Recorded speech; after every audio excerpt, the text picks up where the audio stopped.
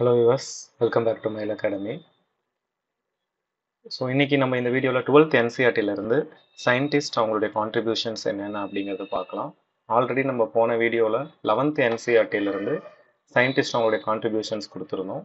So அதனுடைய கண்டினியூஷனாக total NCERT-ல lesson wise எந்தெந்த scientist எந்த இயரில் என்ன ஒர்க்கை கேரி அவுட் பண்ணியிருக்காங்கிறத நம்ம இந்த வீடியோவில் டீட்டெயிலாக பார்க்கலாம். சரிங்களா?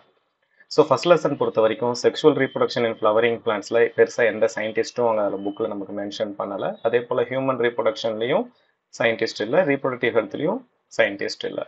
பட் ஆனால் இந்த 3 லெசன்ஸ்லேயும் என்ன இருக்கலாம் அப்படின்னா, ஒரு இயர்ஸில் என்ன ஒர்க் நடந்தது அப்படிங்கிறது எல்லாமே சொல்லியிருப்பாங்க.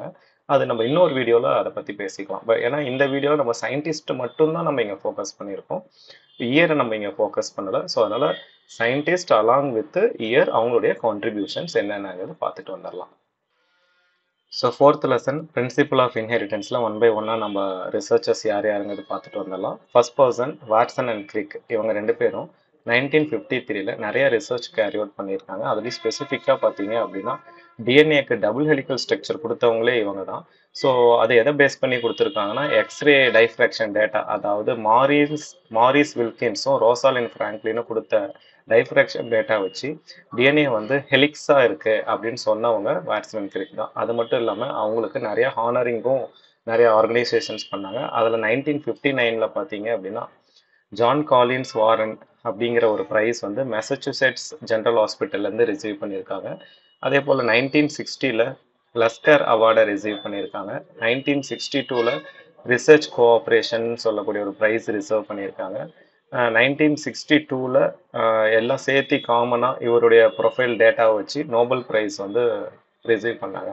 ஸோ இது பிரின்சிபல் ஆஃப் இன்ஹெரிட்டன்ஸில் வாட்சன் கிரிக்குடைய ஒரு ஜேர்னி அப்படிங்கிறதையும் நம்ம இதில் சொல்லலாம்.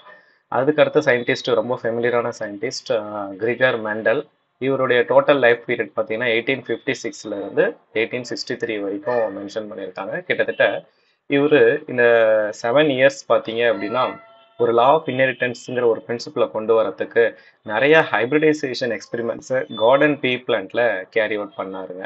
ஸோ அதோடைய மெயின் இம்பார்ட்டன்ஸ் தான் லா ஆஃப் இன்ஹெரிட்டன்ஸ் அப்படிங்கிற ஒரு பிரின்சிபலை கொண்டு வந்தாங்க. கிட்டத்தட்ட இதோடைய ரிசர்ச் 7 இயர்ஸ் ஒர்க் ஆனிச்சு. அதுக்கு அடுத்த சயின்டிஸ்ட் பார்த்தீங்கன்னா புன்னட். இவருடைய ஃபுல் நேம் ரெஜினல்ட் சி புன்னட் அப்படின்னு சொல்கிறாங்க. இவர் 1905ல் பிரிட்டிஷ் ஜெனட்டிஸ்டாக இருந்திருக்காரு. பார்த்தீங்க அப்படின்னா பிரிட்டிஷ் நாட்டை சேர்ந்தவர் தான். ஸோ நிறைய ஜீன் லெவல் படிக்கிறதுனால இவர் ஜெனட்டிஸ்ட் அப்படின்னு சொல்கிறோம். இவர் தான் முதல்ல ஒரு ஜீன்ஸை காம்பினேஷன் ஆஃப் கேமிட்ஸ் நம்ம தியரிட்டிக்கலாக படிக்கிறதுக்கு ஸ்கொயர் டேபிளர் ஃபார்மை ப்ரிடிக்ட் பண்ணவர் புன்னட் தாங்க. அதுக்கப்புறம் டீவரிஸ், காரன்ஸ் அண்ட் வான் டெஸ்மார்க் இந்த லெசனில் இந்த இயர் ஆஃப் 1900ல் ஒரு மெண்டல் சொன்னவுடைய ரிசர்ச் மறுபடியும் ரீடிஸ்கவர் பண்ணாங்க. ஸோ கேரக்டர்ஸ் எல்லாமே இன்ஹெரிட்டன்ஸ் ஆகி தான் வருது அப்படிங்கிறத ப்ரூவ் பண்ணவங்க டீவரிஸ், காரன்ஸ், டெஸ்மார்க். அடுத்தது வால்டர் சட்டன் அண்ட் தியோடர் போவரி. ஸோ சட்டன் போவரின்னு சொல்லக்கூடிய 2 பேரும் 1902ல் குரோமோசோமுடைய பிஹேவியர் ஜீனுடைய பிஹேவியருக்கு பேரலாக இருந்ததை நோட் பண்ணாங்க. ஸோ நோட் பண்ணது மட்டும் இல்லாமல் அதை மெண்டல்லால் எப்படி இம்ப்ளை பண்ணுறதுங்கிறதையும் அவங்க எக்ஸ்பிளைன் பண்ணாங்க. ஸோ எக்ஸ்பிளைன் பண்ணிட்டு ஃபர்தராக நிறைய ரிசர்ச்க்கு அப்புறம் சட்டன் மட்டும் பார்த்தீங்கன்னா இந்த குரோமோசோமல் செக்ரிகேஷன் நாலேஜை மெண்டலின் பிரின்சிபலில் யுனைட் பண்ணி ஒரு நேமையும் அவர் வச்சார், குரோமோசோமல் தியரி ஆஃப் இன்ஹெரிட்டன்ஸ் அப்படின்னு சொல்லிட்டு அதுக்கு ஒரு பிரின்சிபலையும் உருவாக்குனார். அதுக்கு அடுத்தது பார்த்தீங்கன்னா தாமஸ் ஹண்ட் அண்ட் மார்கன். அவங்க என்ன இயர்னு ஸ்பெசிஃபை பண்ணலை, பட் லிங்கேஜ் அண்ட் ரீகாம்பினேஷனுக்கு ரொம்ப ஒரு இம்பார்ட்டன்ட் பர்சன்ங்கிறதையும் எக்ஸ்பிளைன் பண்ணியிருந்தாங்க. இந்த மார்கன் பார்த்தீங்க அப்படின்னா குரோமோசோமல் தியரியை எக்ஸ்பிரிமெண்டலாக வெரிஃபை பண்ணாருங்க. அதுதான் அவருடைய இம்பார்ட்டன்ஸு அந்த லெசனில். பிரின்சிபல் ஆஃப் இன்ஹெரிட்டன்ஸில் மார்கன்கிற ஒரு லிங்கேஜ் ரீகாம்பினேஷன் தனியாகவும் குரோமோசோமல் தியரியை எக்ஸ்பிரிமெண்டலாக வெரிஃபை பண்ணது ஒரு ஃபெமிலியரான ஒரு ஒர்க்குன்னு கூட நம்ம சொல்லலாம். அதுக்கப்புறம் ஆல்ஃபர்ட் ஸ்டூட்ரவன்ட், இவர் என்ன பண்ணாரு அப்படின்னா ஒரு ரீகாம்பினேஷனுடைய ஃப்ரீக்வன்சி, அதாவது 2 ஜீன், ஒரு குரோமோசோமில் 2 ஜீனுக்கு நடுவில் இருக்கக்கூடிய ஃப்ரீக்வன்சியை மெஷர் பண்ணிட்டு அதுக்கு மேப் அப்படின்னு சொல்லி ஒரு நேமிங்கையும் வச்சாரு. ஜீன் மேப்பிங் பண்ணி ஒரு குரோமோசோமில் எங்கெங்கெல்லாம் ஜீன்ஸ் இருக்குன்னு சொல்லி டீட்டெயிலாக ஒரு ஃப்ரீக்வன்சி லெவலில் எக்ஸ்பிளைன் பண்ணது ஸ்டூட்ரவன்ட் தாங்க. அந்த லெசனுடைய லாஸ்ட் சயின்டிஸ்ட் பார்த்தீங்க அப்படின்னா ஹென்கிங். ஹென்கிங் வந்து 1891ல அவர் வந்து ஒரு எக்ஸ் பாடியை கண்டுபிடிச்சிருக்காரு. எப்போ அப்படின்னு கேட்டால் ஒரு ஸ்பெர்மடோஜெனசிஸ் ப்ராசஸ் நடந்துட்டு இருக்கும் பொழுது ஒரு நியூவாக ஒரு எக்ஸ் பாடிங்கிறத ஃபைண்ட் அவுட் பண்ணுறாரு. ஃபர்தர் இன்வெஸ்டிகேஷனில் சம் அதர் சயின்டிஸ்ட்லாம் சேர்ந்து அந்த எக்ஸ் பாடிக்கு எக்ஸ் குரோமோசோம் அப்படின்னு சொல்லிட்டு நேமிங் வச்சாங்களாம். ஸோ இது எல்லாமே பார்த்தீங்கன்னா பிரின்சிபல் ஆஃப் இன்ஹெரிட்டன்ஸ் லெசன்ஸ்லேருந்து சயின்டிஸ்ட். அடுத்து பார்த்தீங்கன்னா மாலிகுலர் பேசிஸ் ஆஃப் இன்ஹெரிட்டன்ஸ் ஒரு பெரிய லெசன்னே சொல்லலாம். கிட்டத்தட்ட ஒரு 12 சயின்டிஸ்ட் இந்த லெசன்ஸில் இருக்காங்க. அதில் ஃபர்ஸ்ட் பர்சனாக பார்த்தீங்கன்னா ஃப்ரெட்ரிக் மீஸ்டர். 1869ல் டிஎன்ஏ வந்து ஒரு அசிடிக் சப்ஸ்டன்ஸ் அப்படின்னு சொல்லி நியூக்ளியஸில் அப்சர்வ் பண்ணியிருக்காரு.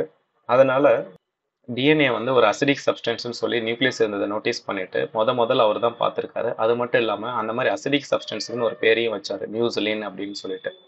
இது ஃப்ரெட்ரிக் மீஸ்டர் 1869ல் நடந்த ஒர்க்கு. அதே போல் எர்வின் சர்காஃப் பார்த்தீங்க அப்படின்னா பேஸ் பேரிங் ரூல், சர்காஃப் ரூலை கிரியேட் பண்ணாங்க. அது மட்டும் இல்லாமல் A pairs with T and G pairs with C, triple bonding, double bonding எல்லாம் எர்வின் சர்காஃப் தான் டீட்டெயிலாக அந்த லெசனில் எக்ஸ்பிளைன் பண்ணியிருந்தாருங்க. அதுக்கும் எந்த இயரும் அவங்க மென்ஷன் பண்ணலை. அதே போல் ஃப்ரெட்ரிக் கிரிஃபித் பார்த்தீங்கன்னா 1928ல் டிரான்ஸ்ஃபார்மிங் பிரின்சிபலை, அதாவது ஸ்ட்ரெப்டோகோக்கஸ் நிமோனியா மூலிமா ஒரு ஜீன் வந்து ஒரு ஆர்கானிசத்துலேருந்து இன்னொரு ஆர்கானிசம் போகுங்கிற ஒரு பிரின்சிபலுக்கு ஃபர்ஸ்ட் எவிடன்ஸாக ஒரு ஜெனட்டிக் மெட்டீரியல்ங்கிற ஒரு எவிடன்ஸ்க்காக ஒர்க் பண்ணார் 1928ல். ஸோ அதுக்கு அவர் சூஸ் பண்ண organism Streptococcus pneumoniae. After that Avery, MacLeod and McCarty இந்த 3 சயின்டிஸ்ட்டும் கிட்டத்தட்ட 1933லேருந்து 44 வரைக்கும் ஒரு 11 இயர்ஸ் வந்து கிரிஃபித் சொன்ன பிரின்சிபலை பயோகெமிக்கலாக ரிசர்ச் பண்ணாங்க. ஸோ ரிசர்ச் பண்ணிவிட்டு ஃபைனலாக அவங்க என்ன சொன்னாங்கன்னா டிஎன்ஏ தான் இந்த மாதிரி ஒரு ஜெனட்டிக் மெட்டீரியலாக இருக்குது, அவங்க தான் வந்து ஒரு ஹெரிடிட்டரியாக ஒரு ஜென்ரேஷன் டு இன்னொரு ஜென்ரேஷன் போகுதுங்கிறத எக்ஸ்பிளைன் பண்ணிட்டு கன்க்ளூட் பண்ணாங்க. பட் ஆனால் இருந்தாலும் எல்லா பயாலஜிஸ்ட்டும் இவங்க சொன்னதை அக்செப்ட் பண்ணிக்கல. சரிங்களா? சரி, அதுக்கப்புறம் அது ஹெர்சி அண்ட் சேஸ் அப்படின்னு சொல்லக்கூடிய அனதர் சயின்டிஸ்ட் வந்து 1952ல் கன்ஃபார்மாக டிஎன்ஏ தான் ஜெனட்டிக் மெட்டீரியல் அப்படின்னு சொல்லிட்டு ஒரு பாக்டீரியாஃபாஜோடைய பிரின்சிபலை இன்வால்வ் பண்ணி ஒரு அன்இக்விவோக்கல் ப்ரூஃப் வந்து டீட்டெயிலாக எக்ஸ்பிளைன் பண்ணியிருந்தாங்க. ஸோ இதுக்கப்புறம் ஹெர்சி அண்ட் சேஸ் சொன்னதுக்கு அப்புறமா டிஎன்ஏ தான் ஜெனட்டிக் மெட்டீரியல் அப்படிங்கிறதையும் கன்ஃபார்ம் பண்ணிட்டாங்க. Then Matthew Meselson and Franklin Stahl another scientist 1958ல் என்டர் ஆனாங்க. அவங்க என்ன பண்ணாங்கன்னா டிஎன்ஏங்கிறது ஒரு செமி கன்சர்வேட்டிவ் மோடில் தான் ரெப்ளிகேஷன் ஆகுதுன்னு சொல்லிட்டு எக்ஸ்பெரிமெண்டல் எவிடன்ஸ்க்காக எசெர்ஷியா கோலையை யூஸ் பண்ணி டீட்டெயிலாக அவங்க ஸ்டடி பண்ணாங்க. அதுக்கப்புறம் டெய்லருடைய ஒர்க்கு, இவர் என்ன பண்ணாருன்னா விக்ஸியா ஃபேபான்னு சொல்லக்கூடிய ஒரு ஃபேபா பீன்ஸை வந்து டைப் பிளான்ட்டை வந்து செலக்ட் பண்ணி அதுக்கு ரேடியோ ஆக்டிவ் தைமிடின் அப்படிங்கிற ஒரு மாலிகுலை வந்து கோட் பண்ணி டிஎன்ஏ வந்து குரோமோசோமில் இருக்கிறத அதுவும் எஸ்பெஷலி செமிகன்சர்வேட்டிவ் மோடில் மல்டி ரெப்ளிகேஷன் ஆகுதுங்கிறத டெய்லர் அண்ட் குரூப்ஸ் வந்து எக்ஸ்பிளைன் பண்ணாங்க.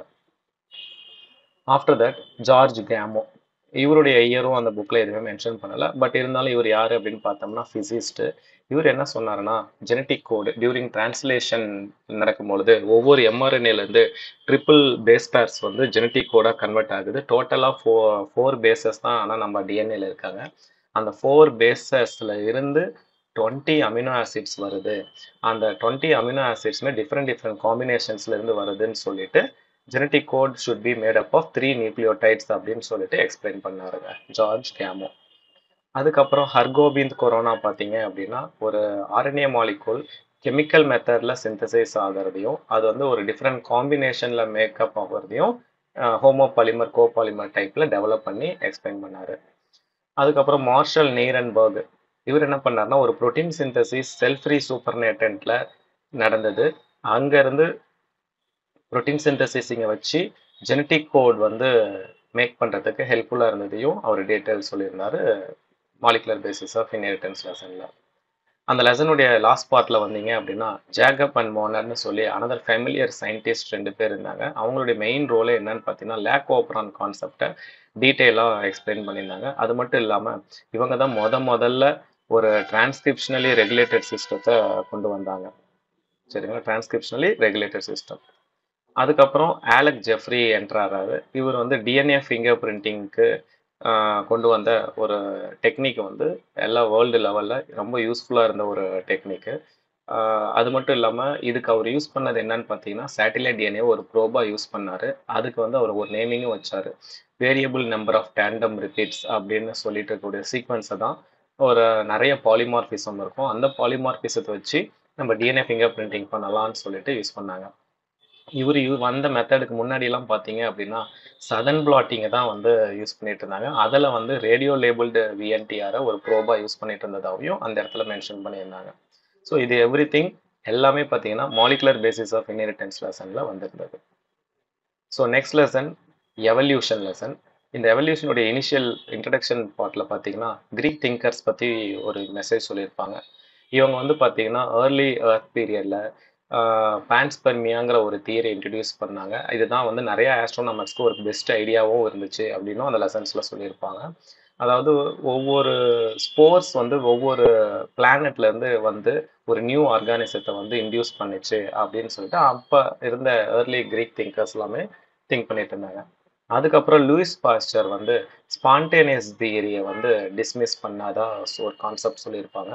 எந்த ஒரு லைஃபுமே ஸ்பான்டேனியஸாக டெவலப் ஆகாது. ஏற்கனவே ஒரு லைஃப் இருந்திருந்தா மட்டும்தான் ஒரு நியூ லைஃப் வந்து வரும் அப்படிங்கிறதுக்கு ஒரு எக்ஸ்பிளனேஷனாக அவருடைய ஃப்ளாஸ்க் மெத்தட் வச்சு ஒரு கில்டு ஈஸ்ட் வந்து பயன்படுத்தி அவர் வந்து டீட்டெயிலாக ஸ்டடி பண்ணியிருந்தாருங்க.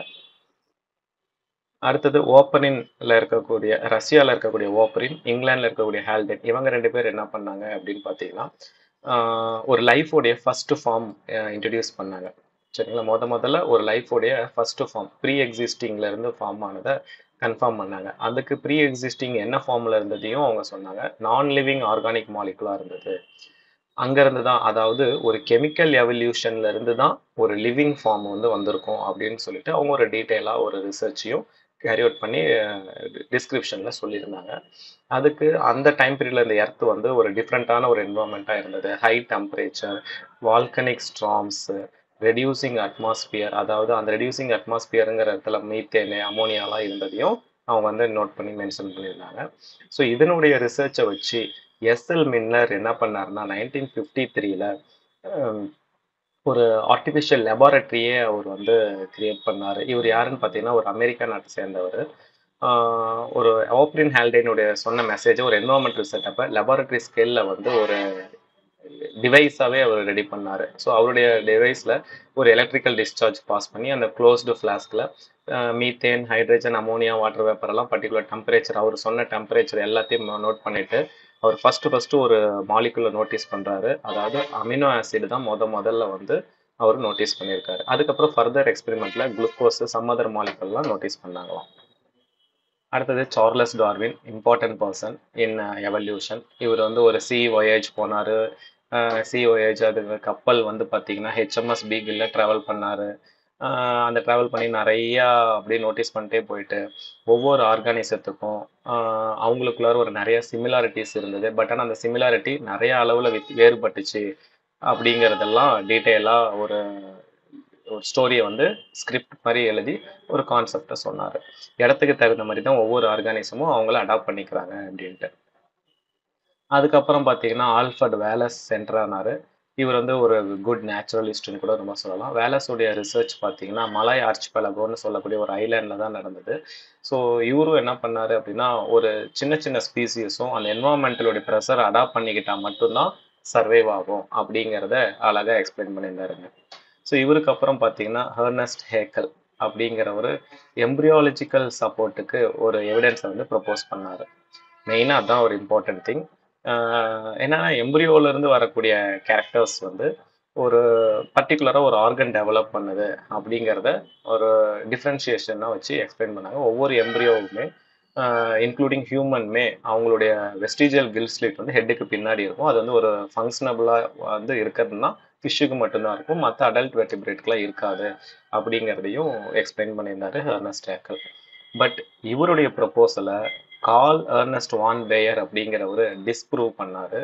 என்ன ரீசன் அப்படின்னா எம்ப்ரியோவில் இருக்கிற ஒரு கேரக்டர் எப்பயுமே ஒரு அடல்ட் ஸ்டேஜஸ்க்கு வந்து பாஸ் ஆகலை அப்படின்னு சொல்லிட்டு அவர் ஒரு விஷயத்தை நோட்டீஸ் பண்ணிட்டு அவரே எக்ஸ்பிளைன் பண்ணியிருந்தாருங்க. அடுத்தது பார்த்தீங்கன்னா லெமார்க் வந்து ஃப்ரெஞ்சு நாட்டை சேர்ந்தவர். அது மட்டும் இல்லாமல் ஒரு நேச்சுரலிஸ்ட்னு கூட நம்ம சொல்லலாம். இவர் வந்து என்ன சொன்னார், யூஸ் அண்ட் டிஸ்யூஸ் தியரி, ஜிராஃபியுடைய நெக் ரீஜன் டெவலப்மெண்ட் ஆனிச்சு இல்லைங்களா, அதை பற்றி டீட்டெயிலாக ஸ்டோர் பண்ணியிருப்பாரு. Hugo de Vries first decade of 20th செஞ்சுரியில் ஈவினிங் பிரிம்ரோஸை வச்சு ரிசர்ச் பண்ணார். ஸோ அப்போ ஒரு மியூட்டேஷனுங்கிற ஒரு பிரின்சிபல் வந்து எவல்யூஷனுக்கு ரெஸ்பான்சிபிளாக இருக்குது. ஸோ அந்த மியூட்டேஷன் அப்படிங்கிறதுலேருந்து நமக்கு ஒரு சால்டேஷன் தியரியுமே டிஃப்ரென்ஷியேட் பண்ணது ஹியூகோ டிவரிஸ் தான் அவருடைய ரிசர்ச் வச்சு 20th செஞ்சுரியில். இந்த லெசனில் அவ்வளோதாங்க. கிட்டத்தட்ட பார்த்தீங்கன்னா ஒரு 10 ரிசர்ச்சர்ஸ் வந்து ரெவல்யூஷன் லெசன்ஸில் மட்டும் இம்பார்ட்டன்ட் பாயிண்ட்ஸ்லாம் சொல்லியிருப்பாங்க. இந்த லெசனை கொஞ்சம் நல்லா ஃபோக்கஸ் பண்ணிக்கோங்க. ஹியூமன் ஹெல்த் அண்ட் டிசீஸை பொறுத்த வரைக்கும் எம்எஸ் சுவாமிநாதன் 1925ல் ஒரு ஸ்மால் இன்ஃபர்மேஷனை சொன்னார். என்ன அப்படின்னு பார்த்தீங்கன்னா, ஹை ஈல்டிங் வெரைட்டிஸ் ரைஸில் வந்து அது எஸ்பெஷலி பாஸ்மதியில் அந்த அளவுக்கு ஒரு ஃப்ளேவர் அரோமா கொடுக்கறதுக்கு ஒரு செடியை உருவாக்குனவர் இவர் தான் கூட நம்ம சொல்லலாம், எம்எஸ் சுவாமிநாதன். இது வந்து லெசனில் கொடுத்துருக்க மாட்டாங்க, பட் ஆனால் லெசன் ஸ்டார்ட் ஆகிறதுக்கு முன்னாடி ஆத்தர்ஸ் பயோகிராஃபியில் எம்எஸ் சுவாமிநாதன் பற்றின டேட்டா கொடுத்துருப்பாங்க. அங்கேருந்து எடுத்த டேட்டா தான் இது. இவருக்கு வந்து பார்த்தீங்கன்னா பத்ம பூஷன் அவார்டு கூட இந்த பர்பஸ்க்காக கிடைச்சிச்சுங்க. இவர் வந்து கும்பகோணத்தை சேர்ந்தவர் தான், தமிழ்நாட்டை சேர்ந்தவர். அது மட்டும் இல்லாமல் இவர் வந்து ஜெனட்டிக்ஸ் அண்ட் பிளான்ட் ப்ரீடிங்கில் ரொம்ப எக்ஸ்பர்டைஸான ஒரு ரிசர்ச்சர்னு கூட நம்ம சொல்லலாம். அந்த லெசனில் இன்ட்ரடக்ஷன் பார்ட்டில் வில்லியம் ஹார்வே பார்த்தீங்கன்னா ஒரு பிளட் சர்க்குலேஷன் டிஸ்கவரி, அதாவது எக்ஸ்பெரிமெண்டல் மெத்தடை யூஸ் பண்ணி பிளட் சர்க்குலேஷனை வந்து ஐடென்டிஃபை பண்ணார். நம்ம நார்மல் பாடி டெம்பரேச்சருக்கும் ஒரு இன்ஃபெக்ஷன் வந்தால் நம்ம டெம்பரேச்சர் மாறுறதுக்கும் ஒரு குட் ஹியூமர் ஹைப்போதிசிஸை வந்து டிஸ்ப்ரூவ் பண்ணி அழகாக ஒரு ஸ்டோரியை கூட அதில் லெசனில் சொல்லியிருப்பாரு. ஹியூமன் ஹெல்த் அண்ட் டிசீஸை பொறுத்த வரைக்கும் 2 ரிசர்ச்சர்ஸ் தாங்க. மைக்ரோப்ஸ் இன் ஹியூமன் வெல்ஃபேர்லேயே 2 ரிசர்ச்சர், அதில் ஃப்ளெமிங் ஒருத்தர், இன்னொருத்தர் சைன் ஃப்ளோரி, 3 பேர் சேர்ந்து இருந்திருப்பாங்க. ஃப்ளெமிங் என்ன பண்ணார் நமக்கே தெரியும், பெனிசிலினை கண்டுபிடிச்சாரு, பெனிசிலியம் நோட்டேட்டம்லேருந்து. அதுக்கு அவருக்கு எவிடன்ஸாக ஸ்டெஃபிலோகாக்கே பாக்டீரியம் தான் அவருடைய ரிசர்ச் அங்கேருந்து தான் இனிஷியேட் ஆனிச்சு. ஸோ ஸ்டெஃபிலோகாக்கை வந்து ஒரு பர்டிகுலர் பிளேட்டில் வந்து வளராமல் இருந்ததை அவர் நோட்டீஸ் பண்ணிவிட்டு அங்கே ஏதோ ஒரு அதர் ஸ்பீசியஸ் டெவலப் ஆகிட்டு இருக்கிறதும் அந்த ஸ்பீசியஸ் வந்து ஏதோ ஒரு கெமிக்கலை ரிலீஸ் பண்ணுறதையும் அவர் பார்த்தாரு. அதுக்கப்புறம் இந்த ரிசர்ச்காக இந்த 3 பேருக்குமே நோபல் பிரைஸ் எந்த இயரில், 1945ல் ஆன்டிபயோட்டிக்ஸ் கண்டுபிடிச்சதுக்காக நிறையா ரிசர்ச்சர்ஸ் வந்து நிறைய ரொம்ப யூஸ்ஃபுல்லான ஒரு மெசேஜ்னு சொல்லிட்டு நோபல் பிரைஸஸையும் கொடுத்தாங்க.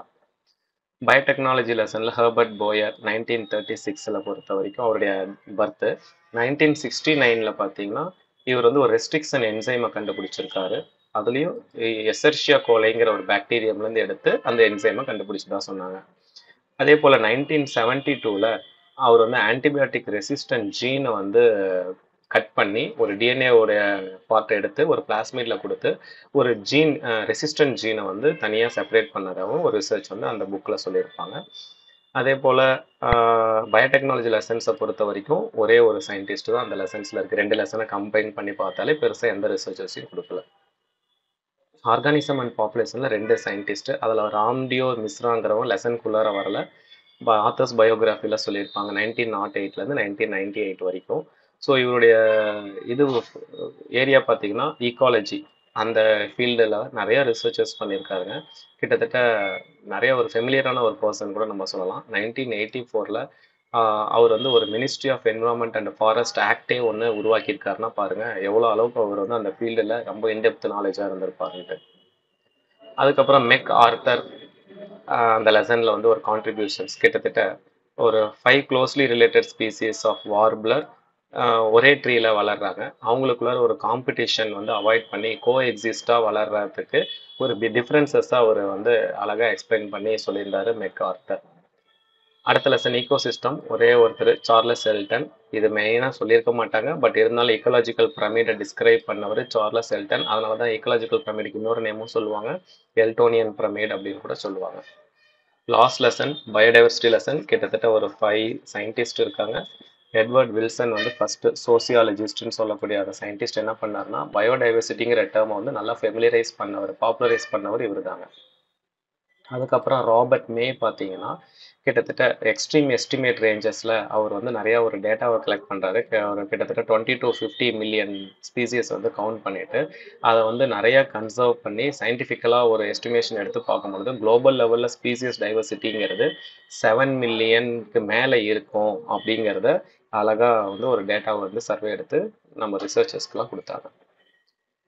அதுக்கப்புறம் அலெக்சாண்டர் வான் ஹம்போல்ட் அப்படிங்கிறவர் ஒரு ஜெர்மன் நாட்டை சேர்ந்தவர், நேச்சுரலிஸ்ட் அண்ட் ஜியாகிரஃபர்னு கூட நம்ம சொல்லலாம். இவர் வந்து ஒரு ஸ்பெசிஃபிக் ரீஜியனை வந்து ஃபோக்கஸ் பண்ணி அந்த ஒரு ஏரியாவை இன்க்ரீஸ் பண்ண ஒரு ஸ்பீசியஸ் ரிச்னஸும் அதிகமாகுது. பட் ஆனால் எல்லாமே ஒரு சர்டைன் லிமிட் வரைக்கும் தான் அப்படிங்கிறத டீட்டெயிலாக சொன்னார்.